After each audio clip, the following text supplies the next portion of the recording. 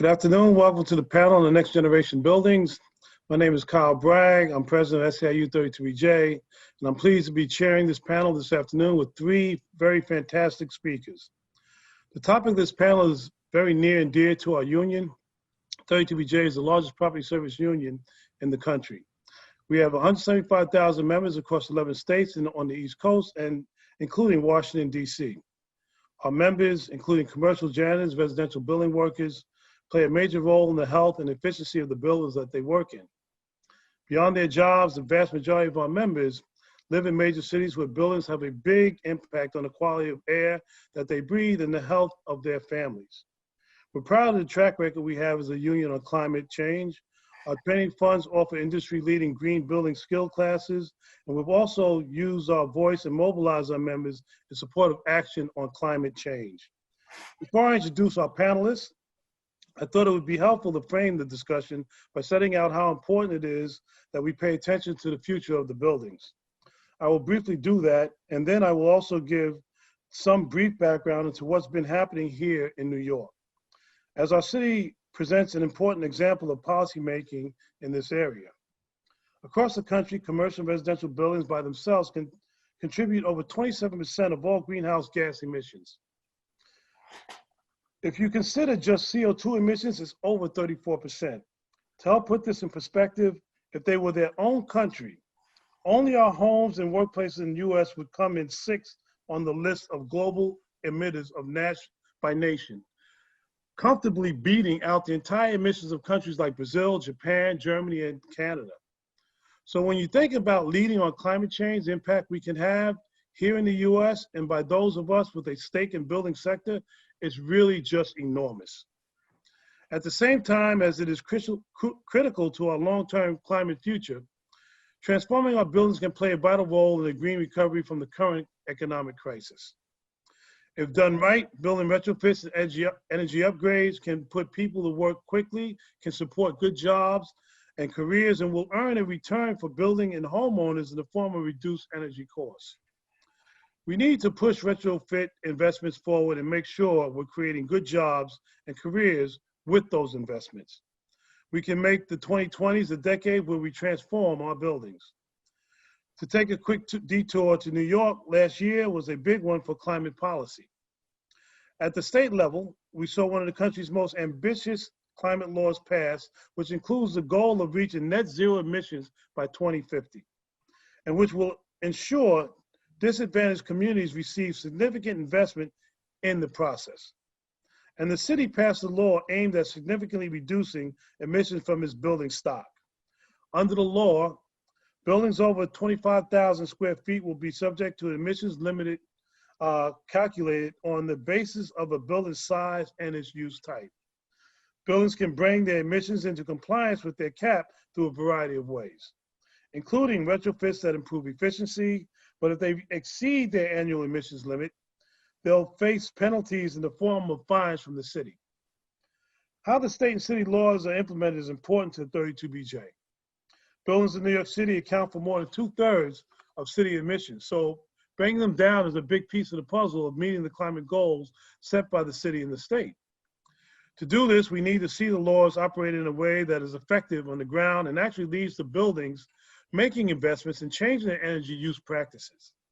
There's no benefit not to the climate, to tenants, nor to my members if buildings simply end up paying fines while continuing to pollute at the level at which some of them are currently doing.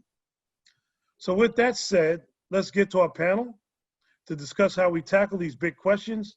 How do we transform our buildings, get the policy settings right, create good paying union jobs, and do it all as part of a green recovery? So with us today, I have Beth Cheverie, Marketing Expansion Coordinator for Lasset Labor Management Fund. I have William Lynn, International Vice President, International Union of Operating Engineers and Business Manager and Financial Secretary of IUOE Local Union 30. And Lee Smith, Founder and Managing Member of American Solar Partners, a union-affiliated solar power company and Senior Advisor to Climate Jobs New York and the Climate Jobs National Resource Center. So we'll begin by asking a few questions, and I will start with this one. What role is your union looking to play in the transformation of your buildings. Why don't I start with Beth? Okay. Hi, guys, and thank you, Kyle. Honored to be with such a distinguished panel. It's been great to have seen so many familiar faces participating throughout the day. It's also been very informative to me.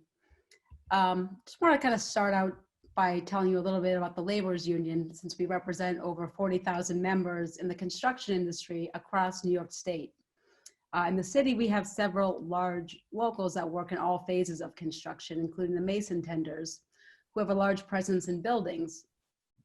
With regard to retrofitting, our members have extensive experience in the safe removal of outdated fossil fuel systems. As prior speakers have pointed out, the conversion to greener energy will require the removal of existing heating and hot water systems, as well as hazardous waste and greening rooftop landscaping, which we do. Presently, a substantial number of our membership is involved in the energy sector, including natural gas, and that will continue to be an important secondary resource as a shifting role to provide reliability to renewables. Upstate, the laborers are heavily involved in the construction of solar farms. While the laborers don't have a large market share for solar in the city, we definitely support this initiative along with the New York City building trades, providing that there are appropriate labor standards, such as the solar PLA and the offshore wind PLA.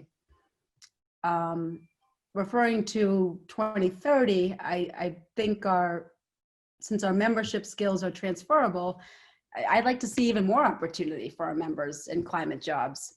IUOE invests about $100 million a year in construction training, which includes an ongoing environmental curriculum.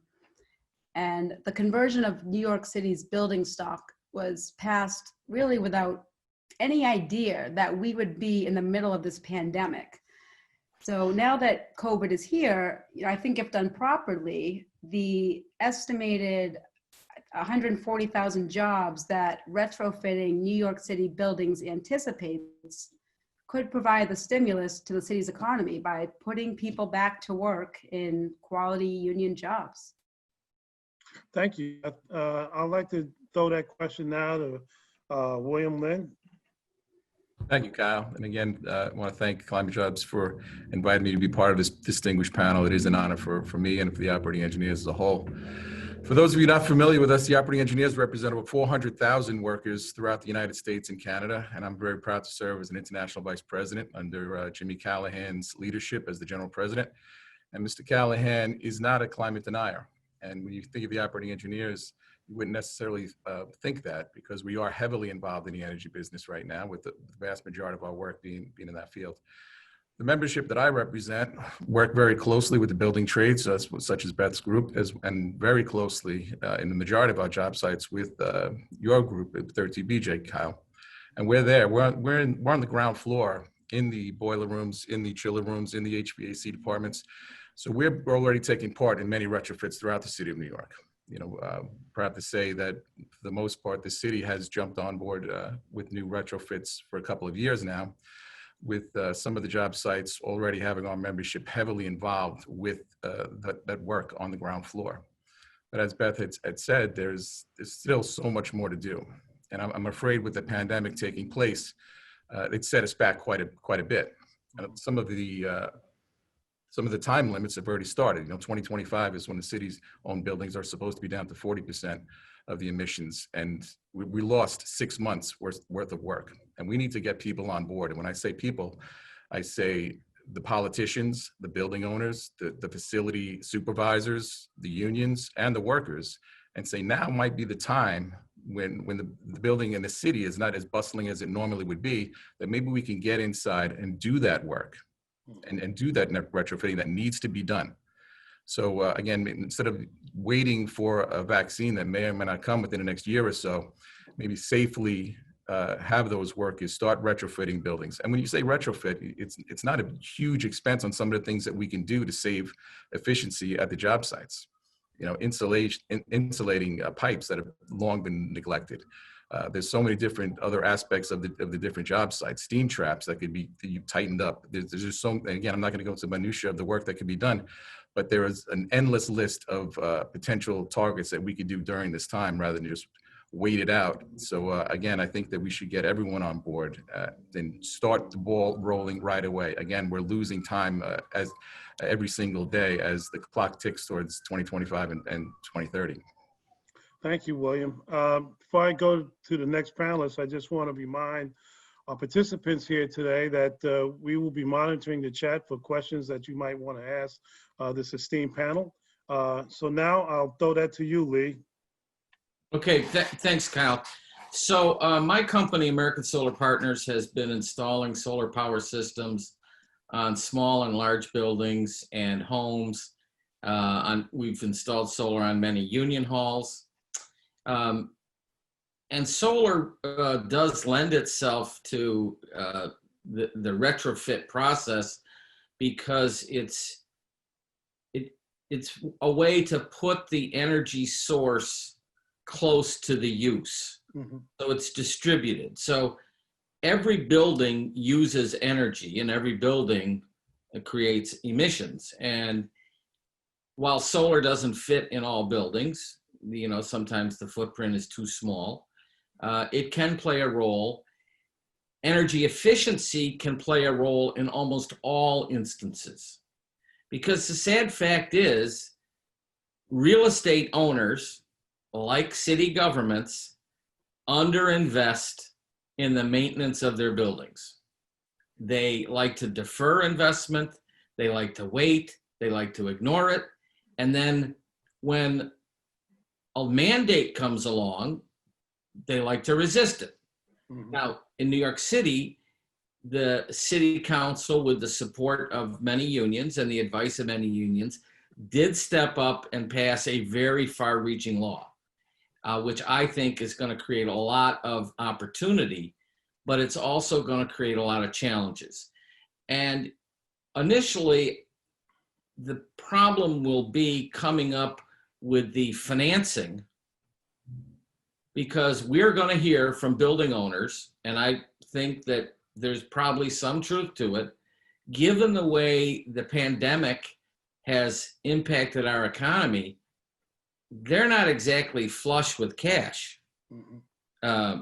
You know, the time to have retrofit when they could have easily afforded it was 2 years ago, you know, when everything was going up, but it's not going up now.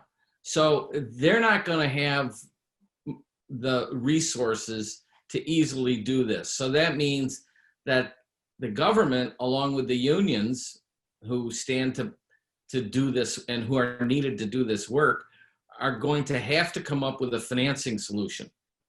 And I think if we get that right, we have a tremendous opportunity in New York, because we have not only a huge building stock, right? And as Kyle mentioned, it's the single largest source of emissions.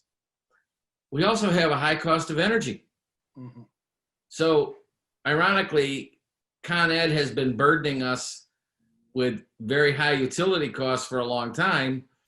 But on the flip side, that means that when you're calculating the payback on energy efficiency or solar or any of them, it makes the numbers look better. So we have a high cost of energy, and if we can come up with the financing, I think that we could have a very robust industry and a steady growth over, you know, the next few years. It's going to actually take many years to do this. And I think one of the things that we need to be careful about is to avoid the problem of skimming, what I call skimming. And people who are familiar with this term, so when you look at a building has many systems. It has an HVAC system, it has a lighting system, security, etc. You don't want the building owners to just go change the lights to LED and say, hey, I went green. Mm-hmm. There's a lot more to it than that. And, you know, Bill mentioned some of the measures. So we have to make sure that people take a comprehensive approach to their building so that we get more savings and incidentally, get bigger projects and more jobs. Thank you. To that point, I think I'm going to move to the next question, Lee, and I'll start with you since we left off with you. Looking ahead at 2030, in the perfect world, what is the one thing you hope this transition achieves? Well, I think the one thing that I hope it achieves is a new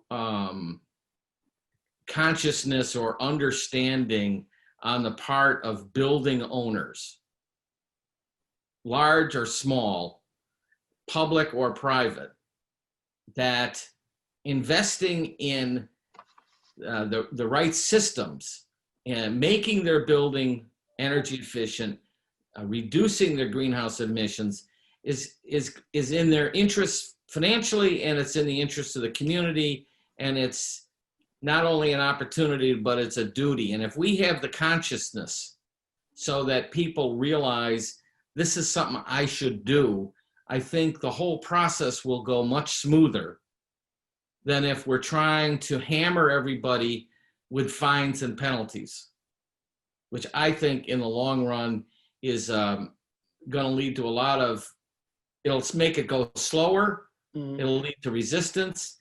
And the fact is, some building owners will abandon their building before they'll make the changes that the government wants them to make.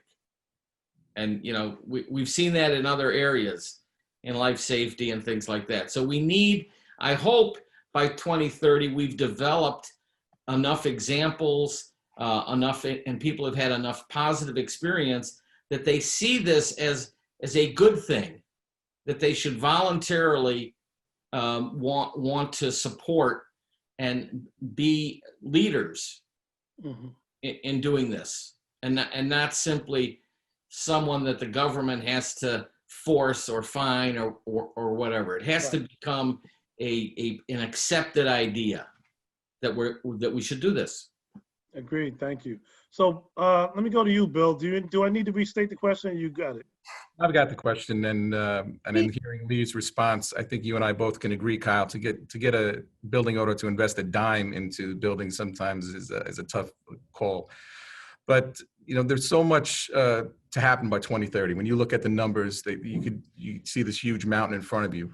Right now, it's 25,000 square foot buildings. There's over 50,000 of those buildings just within New York City, and we're looking at a big mountain. But by 2030, again, I'm hoping that my building and the building here could be used as an example as what other buildings can be. This is a relatively new building that I'm sitting in, the Local 30 Union Hall, but we are Platinum LEED certified building, which is pretty unheard of in these times right now. But we're hoping that we could set an example and use this as a training ground for our membership as well. We have solar panels here. We reuse rainwater. There's a lot, the furniture we bought had to be green certified. So there's a lot to it, but we're able to train our membership with this building to utilize it on the different job sites that they go to. And what I'm hoping for is very similar to what Lee is hoping for, that the messaging that gets out there is that green energy jobs could also equal good, sustainable, middle-class jobs as well, because there is a stigma that goes within our trade. And that's, you know, I have a job. Why am I looking to get rid of my job to get a different job that I'm not familiar with or an expert in? What we're looking to do is trying to get away from that mindset, and that the green energy is going to come, and it's coming the way I'm looking at it, it's coming at very quickly now, within the next 10 years. And what I'm going to make sure is that my membership is the best trained for that green energy and the most well qualified to be serving those building owners. Again, we have to educate those building owners on the importance of the mission that's at hand right now, and let them know that the union and the workers want to work with them in partnership and make sure that their buildings are able to meet the criteria that the city has set forth. Great, thank you, William. Beth, I think you wanted me to restate the question? Oh, no, I just wanted to touch on Lee's point and agree with that. Financing, I believe, is the key. I think the program's success will depend on being cost effective. To make this a win, you have to make affordable financing available. And with public financing, you can attach conditions to satisfy the concerns of organized labor and the community. So the money's there, the building owner can still make a profit while paying for fair labor standards and employing members of the community. So yeah, I agree that's a win. Great. So I'm going to start this next question with you, William. How can efforts to promote energy efficiency and solar power create benefits for low and moderate income communities? Again, we have to go back to just history and what history has told us, that communities are being left behind and continuing to be left behind. How could it be that in 2020, communities are left without drinking water? It's unfathomable. And you would think that, you know, some people who live in New York City think Flint, Michigan could never happen here. Well, I know many people that live in the New York City housing projects who will tell you that it happens here. Mm-hmm. And it's time that we make the change.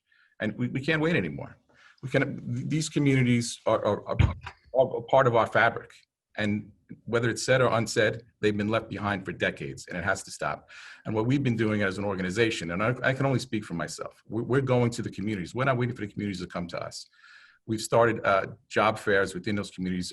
Again, it's all about education and messaging and what's important, and making sure the communities are involved in what's going forward within the next, a few decades. But we have to have a buy-in. When we talk about a buy-in, it can't just be from the elite and from the people down on Wall Street. It has to be from everyone within the city, and that includes the people that normally don't have a seat at that table. And what we as labor organizations and pillars and people in the community, we have to bring those people to the table and make sure that they get their say, and make sure that they are part of moving forward throughout this city and throughout this country. Thank you. Why don't I move to Lee with that question? Lee, do I need to restate it? No, I think I understand the thrust of the question. I think that one of the things that's exciting about energy efficiency and also solar is that because every building has the potential for a project. It could be energy efficiency measures in a home, which could be insulation, it could be lights, it could be a new furnace, it could be, a variety of things. Small buildings, 3-story buildings, little commercial strips. So the buildings are all over, and they're in every community. And so if we can have a policy, and the government has to do this, I think, that can create projects in those neighborhoods with a clear understanding that the projects that the city is supporting have to hire a certain number of people. Mm-hmm. And, I don't know, the mechanisms for how you do this exactly, but if you had a requirement that if we're going to give you this loan to upgrade your building, you're going to have a contractor that is affiliated with an apprenticeship training program and that is recruiting people from within, that neighborhood, broadly defined. And as you develop this system of multiple, you mentioned 25,000 buildings over subject to the new law, or maybe it was 50,000. We have hundreds of thousands of buildings in Brooklyn, in Queens, in Bronx, in Staten Island, where projects could be undertaken. Mm. And I know from my own experience doing small and medium-sized solar projects, the high cost of energy in New York means many, many projects pencil out. Now, you say, well, if they pencil out, how come people aren't doing them? Well, first off, most people don't have access to easy financing. Okay, the banks aren't always cooperative, but these projects will pay for themselves. And that's the beauty of the technology. Energy efficiency technology pays for itself. It's a capital improvement. You can recover the cost of it. So if we can get the process underway, I think, and the policymakers have to be very clear about this. You can't just throw out an incentive and let the private sector do its thing. That won't give you the result you want. They'll cut corners. They'll do easiest for them. But if you have a well thought out policy, I think you can get jobs in neighborhoods, not just in Midtown. Thank you, Lee. Beth, I'm going to shift here, and I have a question for you. The New York City law sets emission limits, but is there a need for government to go beyond this and consider investments and incentives? The simple answer is yes. I think due to this pandemic, the need for government intervention has really never been greater. The federal government should respond to this pandemic to the same degree they responded to the Great Depression, which in New York alone gave us the Lincoln Tunnel, the Tarboro Bridge, LaGuardia Airport, as well as the response to the Great Recession, which really saved Wall Street banks and the auto industry. And then with these initiatives in the city, there's a local law that was passed. I believe Bill is going to talk about that in a little while. But with that law, we've established the Property Assessed Clean Energy Financing Loan, which is also known as PACE. And that provides low-cost, low-term loans for clean energy retrofits that are repaid through the building's property tax. So the loan is tied to the building, not the owner. I mean, in New York City, we're looking at converting 50,000 buildings, and that will require the need for additional incentives. I think that's beyond what the city can provide in order to meet the carbon emission standards contained in the law. Additional federal loan interests also tied to building city buildings. I think we can have tax credits and subsidies, and all these will be necessary given the loss of tax revenue due to the pandemic. It's similar to the PPP. The loans may be forgivable for buildings that exceed the emission limits and incorporate labor standards. For buildings that don't need financial assistance, we could provide them a tax break if they comply ahead of schedule. So, you know, a lot of ideas are definitely up in the air. And then I believe in terms of federal, since we're talking about the government, I really look forward to hearing Senator Schumer's perspective on federal involvement. Similarly, Governor Cuomo has made green jobs a state priority with aggressive goals to reduce greenhouse gases, some of which have included prevailing wage and project labor agreements. So providing financial assistance gives the city and the state the power to incorporate labor standards, apprenticeship programs, and local hire as a condition to obtaining public financing. So good paying union jobs to local residents recycles the money back into the city's economy. I think it's estimated the cost of retrofitting to comply between now and 2030 is approximately $20 billion. So, I mean, without public money, how can that happen? The city's tapped out. The federal government or the state will really have to step in. And when we can help out is when organized labor, we'll have to use our political power to ensure it happens. I mean, in addition, looking at New York City, the majority of New York City buildings are already in distress due to the lack of rental income, whether they're commercial or residential. I think therefore the focus should be on providing assistance so that the building owners can comply as opposed to the heavy fines, which what Lee was referring to as well. So complying provides jobs, whereas fines just will result in status quo. And I think the long-term benefits of lowering energy costs and breathing cleaner air and improving the economy with good union jobs will hopefully help to bring back all these people and businesses who have fled the city since COVID all started. Thank you, Beth. William, before I open it up to participants, would you like to take a crack at that question?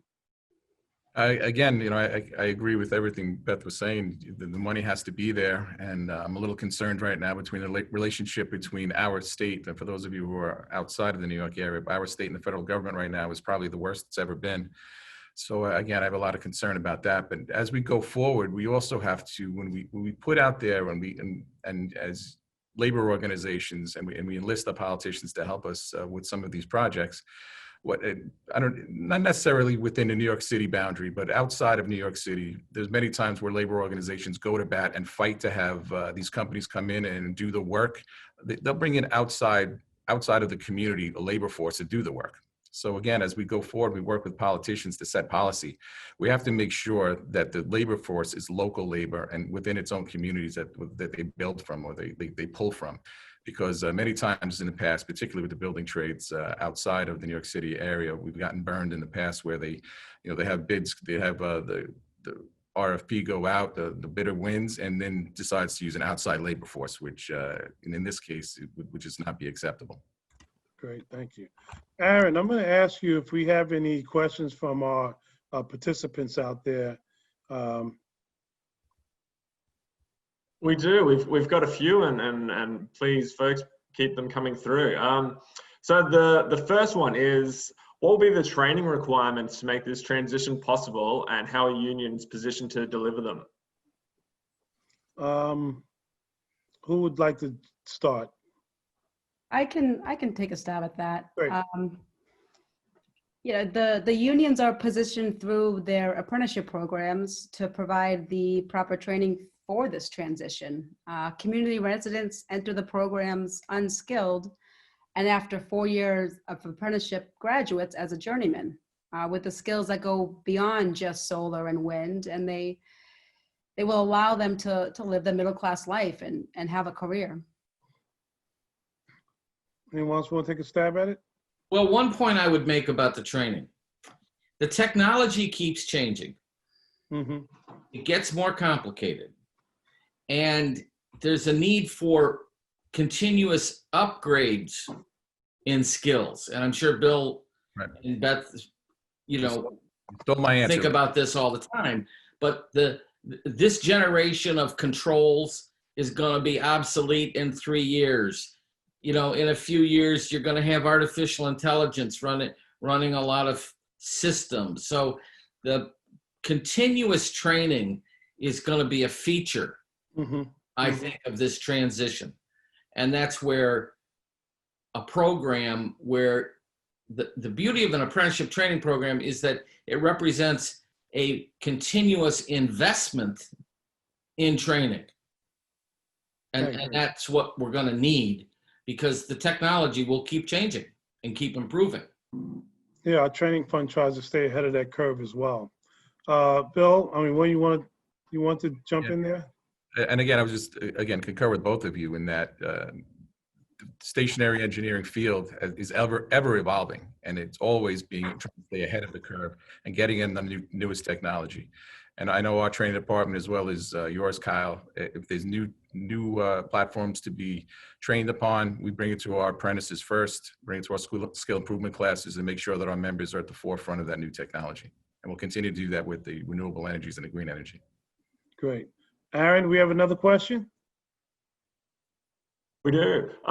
What is the shape of the labor market for workers currently performing works in the retrofit and solar installation world? What is the shape? The labor standards.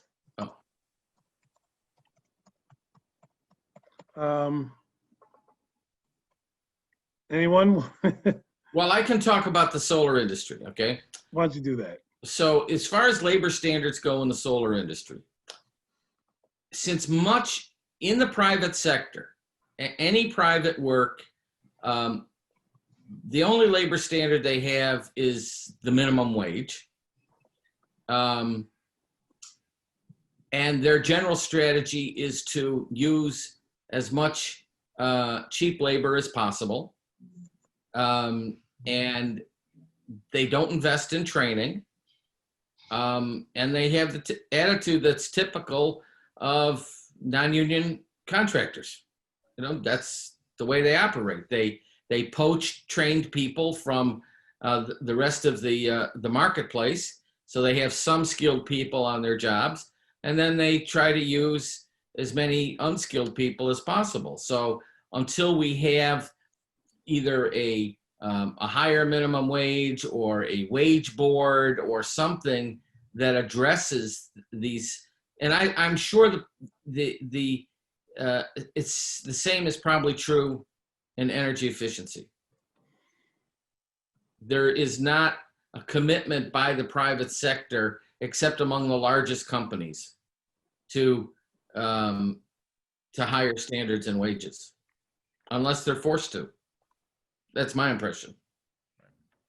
Great. Bill, I have a question for you. I mentioned the New York City law earlier, and we heard a few moments ago about the best case scenarios for 2030.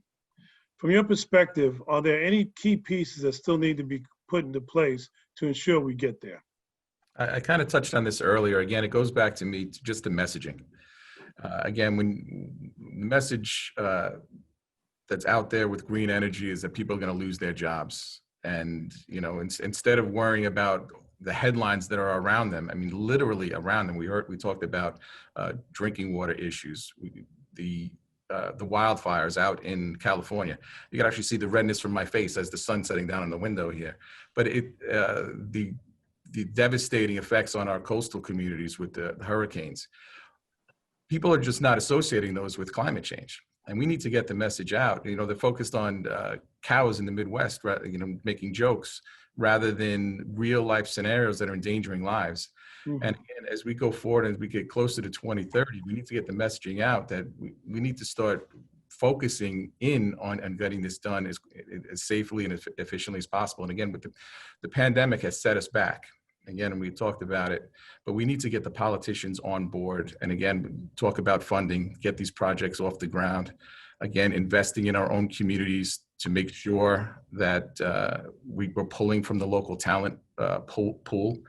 You know, and there's so much that we could do to save energy efficiency. And again, I talked about it earlier on the non-expensive end, which includes just preventive maintenance throughout facilities, insulating pipes. Again, we talked about changing some of the lighting scenarios, timers on different machinery throughout buildings. All of these add into fuel costs going up, the overall operations continuing to go when maybe they shouldn't, you know, they could be toned down if just some of these improvements were made within the facilities. And I think as we get closer to 2030, we have to get going. And again, get that messaging out that the time is now. Let's not wait. Let's see what we can do to start this investment as soon as possible. Mm-hmm. Beth, we've heard a lot today about the need for a green recovery. What do you think the role should be for government, be it the city, state, or federal government, to ensure that the transition of our buildings is part of this? I believe I answered that Did question. Did you but answer? I mean, I answered yes, but I can I can elaborate again.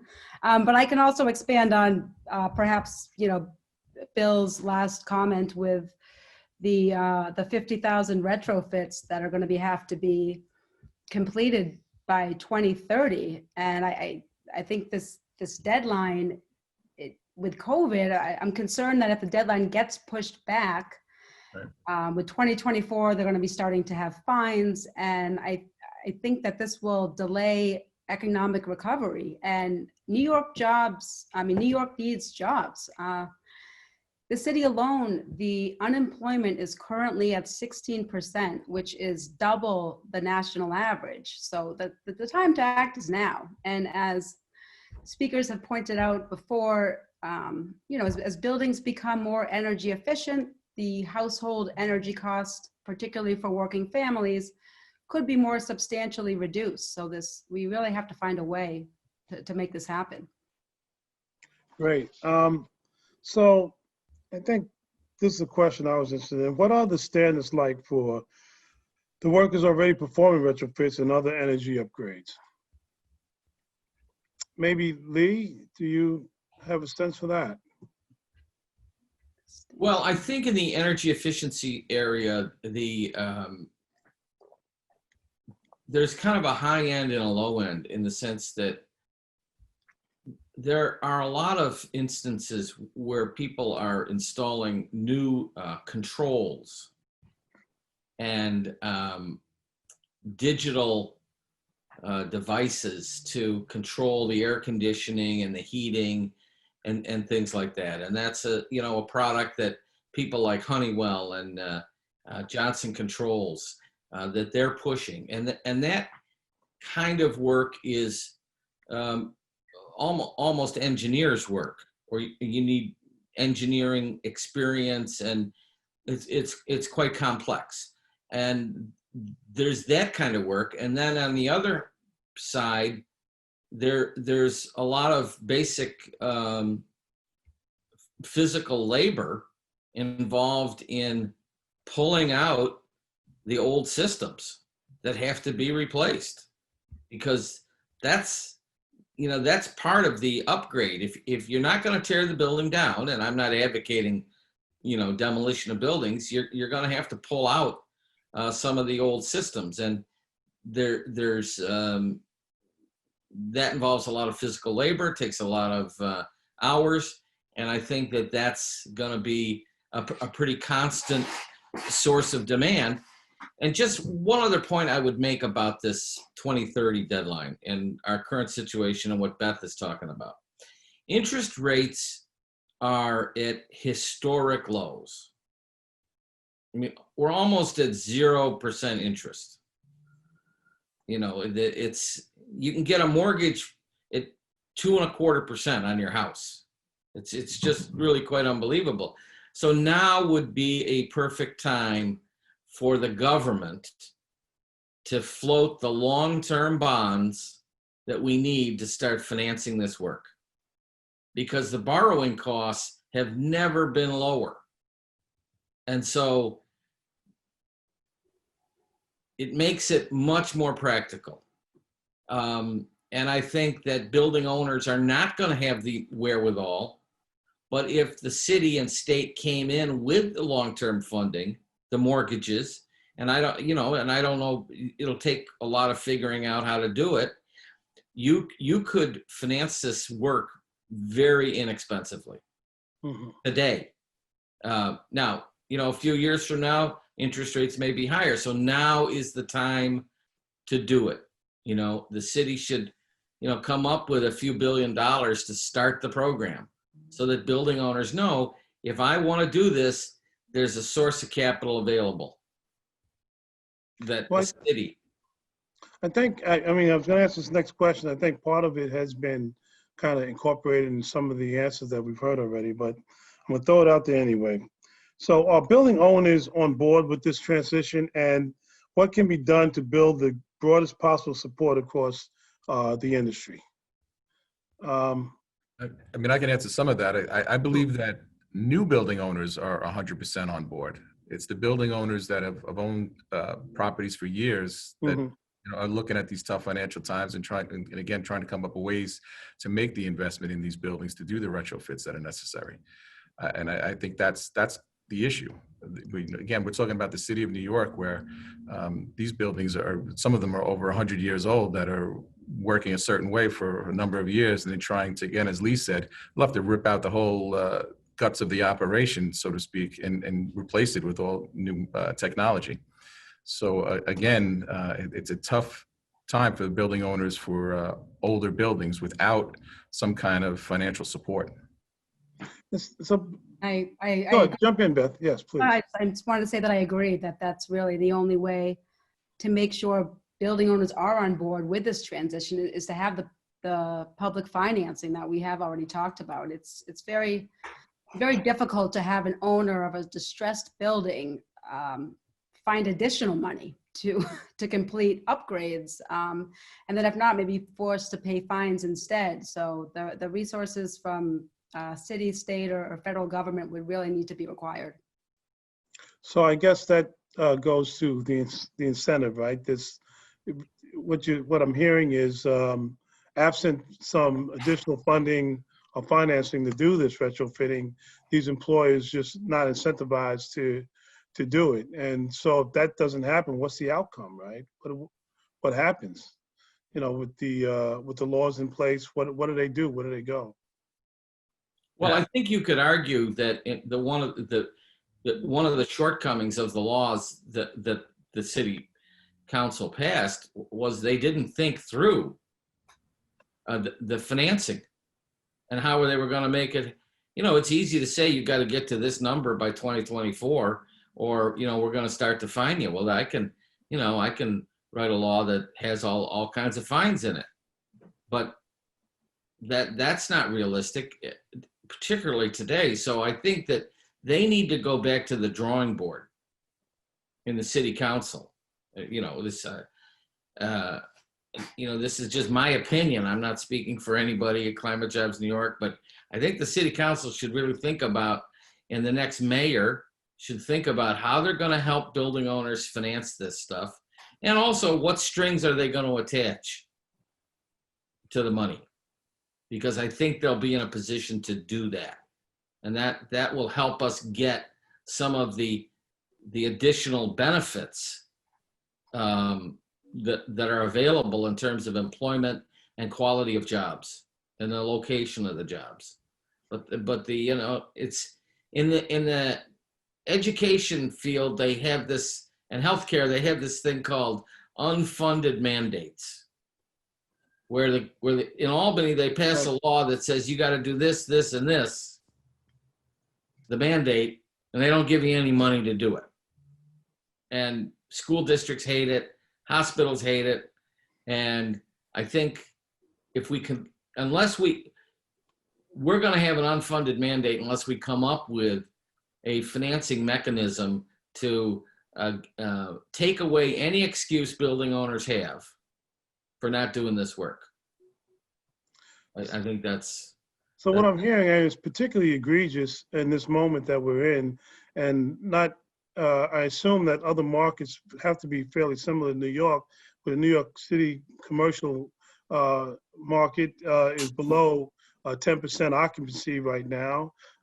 There's so many Americans still out of work, so that means residential buildings are probably suffering with collecting stable amounts of rents. And so absent some of these programs that provide the incentive for these buildings to do the retrofitting, is just not going to get done.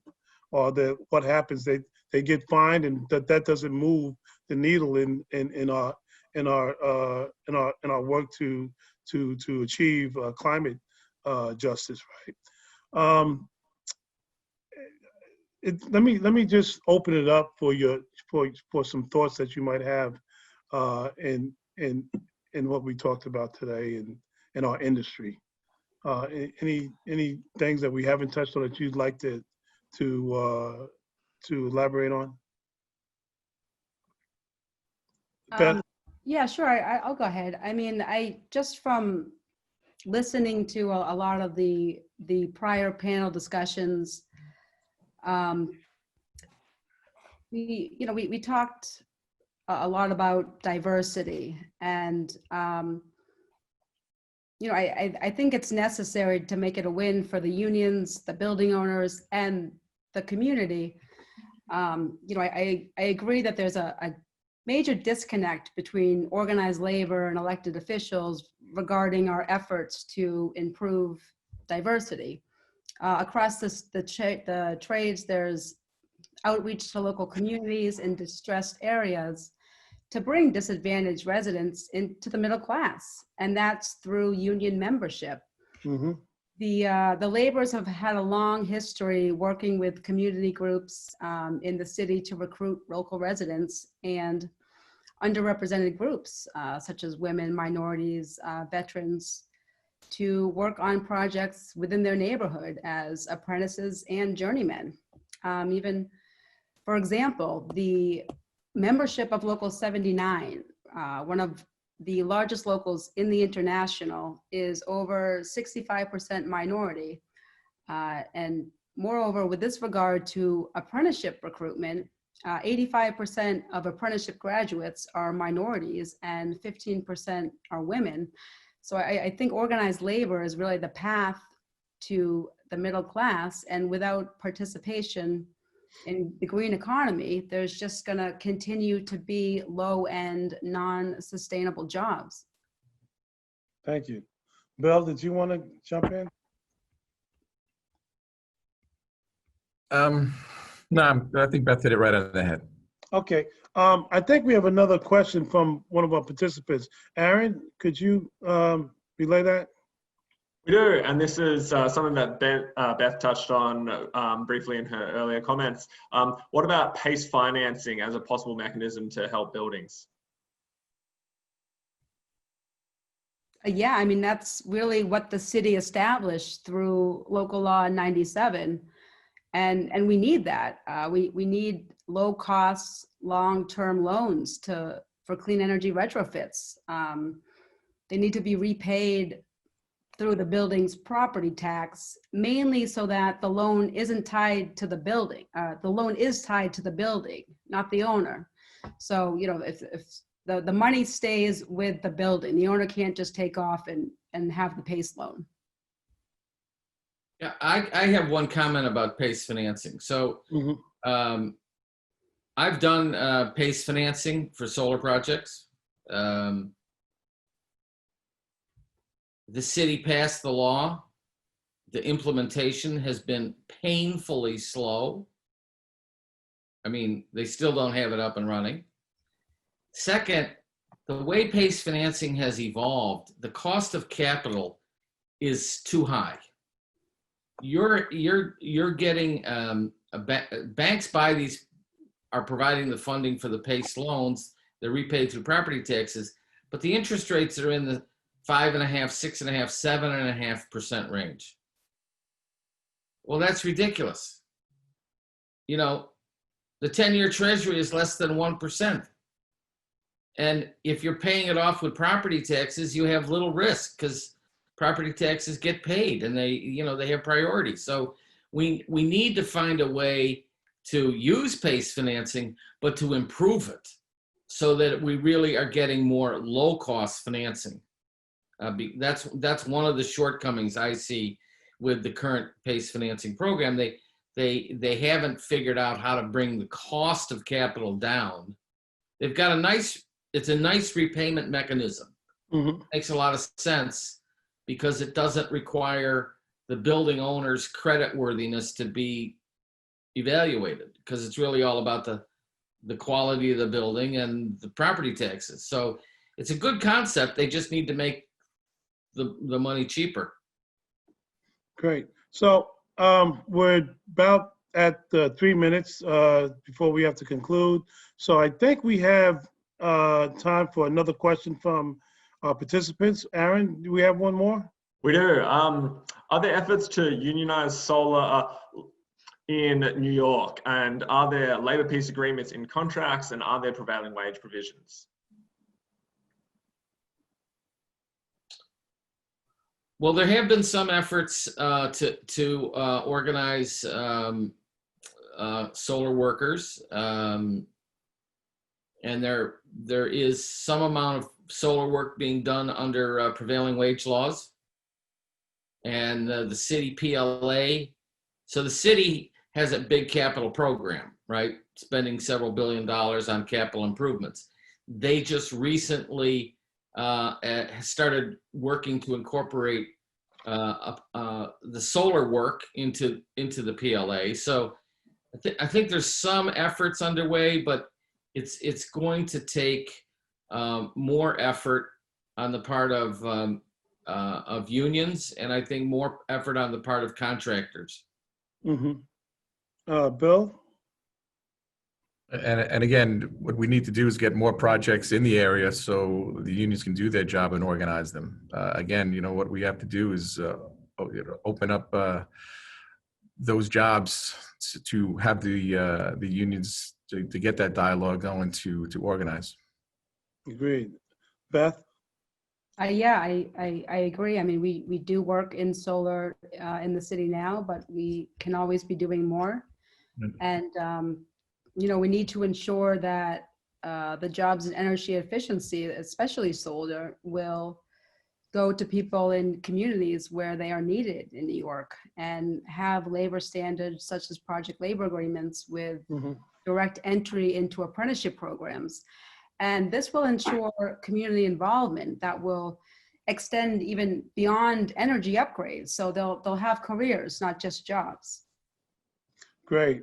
Well, I'm not sure if we have enough time for another question, so I apologize to the participants who were waiting in the queue with the question, but I'd like to take this opportunity to thank our esteemed panelists, Bill, Lynn, again from the engineers, and we have Lee Smith, who's with Solar Energy, and Beth, who's with the laborers, who have done an incredible job here today in laying out the case that labor role in retrofitting and building a green environment in our city, and helping to figure out, you know, how this industry best is able to comply both with the standards that are being set for them, but under the most trying conditions and the challenges that exist for them.